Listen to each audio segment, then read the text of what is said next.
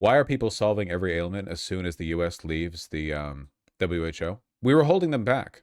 There are political reasons for this. I have no doubt that these scientists have been sitting on their results for a while, or at the very least, these are all like ongoing treatments, developments, researches, research endeavors, and they have agreed to basically put a bunch of these out here while America is out of the WHO, which makes sense to me. What was the one I saw, the other one? HPV? HPV cure. A total cure of HPV, wasn't it? Or like full treatment, full remission? Yeah, from Mexico. Yeah, a good way of knowing that this is, how do I put this?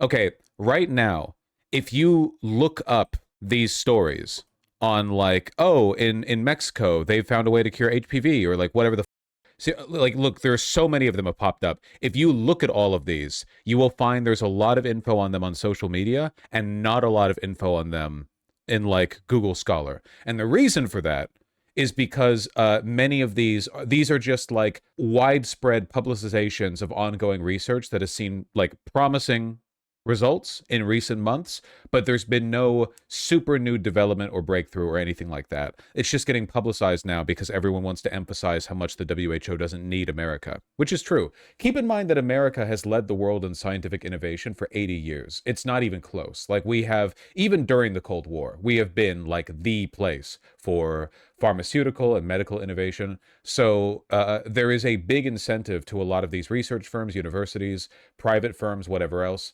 that now that America is out of the WHO, you want these, you want to prove essentially that you're in the game too. You get me. We can finally cure cancer. Well, we've been able to cure some kinds of cancer, or at least like it's complicated, right? It's getting better. Cancer's a lot of stuff. It's some types of cancer. It's very complicated. It is getting better though. Biomed scientist here, Vosh is correct. New cures come out all the time. The issue is finding out if they're more efficient than the current methods, if they're scalable, and if they don't have insane side effects.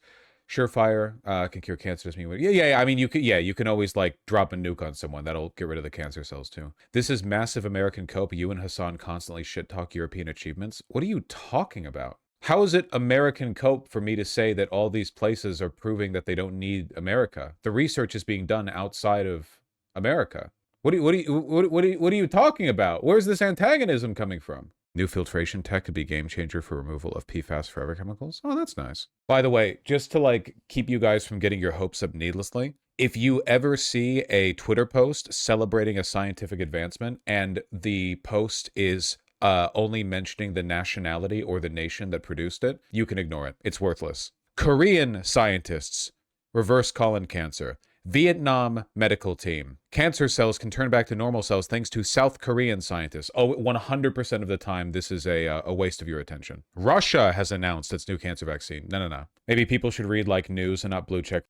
Dog, the like Mexican lady curing HPV, that post had like 800,000 likes. It's crazy. And don't get me wrong, her research and the research of her team is really, really cool. It's just like, it's sensationalist, like pop science media. Why are you saying that's what proves it? Because it's almost like one-to-one perfect correlation to a person who's just trying to put out propaganda. Why would you ever just name the nationality? That's really weird. Like that, it's if you look at it, a lot of the accounts doing this are either engagement farmers, campists, or neo-Nazis. I mean, Jesus Christ, just look at this. Pamphlets, all-day astronomy is clickbait, Kecius Maximus, that's Nazi, and I don't know about Lopez down here. Like, just pulling from what we're looking at right now, you know? Aren't a lot of research groups multinational anyway? Yeah, but, for the most part, they're based somewhere, So they shouldn't mention the nationalities.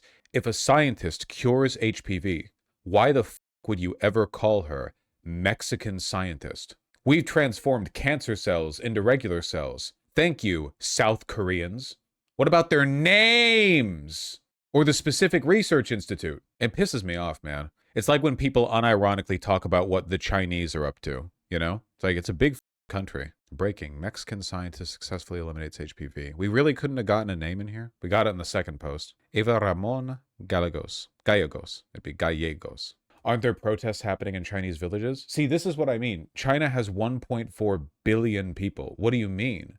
There are probably protests happening all over China all the time for like a million different things, We're so bad about that. It's a kind of orientalism. We boil people in other cultures down. It'd be like imagine if Imagine if there were like some like striking protesters in like Boston or something, and then you, like a foreign friend of yours asks you like, "Hey, aren't you Americans protesting?" And you have to be like, "Well, some of us are." Like in one of our, yeah, like I mean, like a little. Wait, which protests? Because there's like COVID lockdown protesters still somehow, and then there's these people and those people. If you count striking workers, there's probably thousands of protests across the U.S. right now in some form or another. Anyway, if you actually Google her name, Eva Ramon Gallegos, the NIH paper, Elimination of Human Papillomavirus and Cervical Cancer, this is from 2023, you know? And then there's this, endoexcisionforall.org posts from September 3rd, 2025, that she's achieved a breakthrough in HPV eradication, non-invasive HPV eradication. And don't get me wrong, this stuff's really cool, right? Like, it's really, really interesting stuff. Here is a YouTube video talking about how she did what she did. And you'll notice, you might recognize the thumbnail and also the design of the background. This is from over a year ago. You understand what I'm talking about here?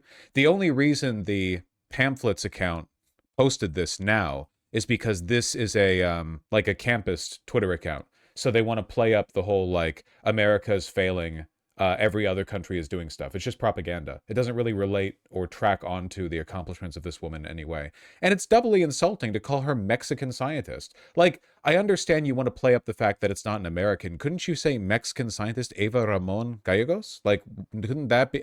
Yeah, that stuff frustrates me, you know? Like, it's racist for one. It's definitely racist and Orientalist, and also it invalidates their achievements by treating it like a cheap little, like, you don't care about the scientific advancement, you just care about like the having like a, you know, like tennis ball to knock across the court. It peeves me.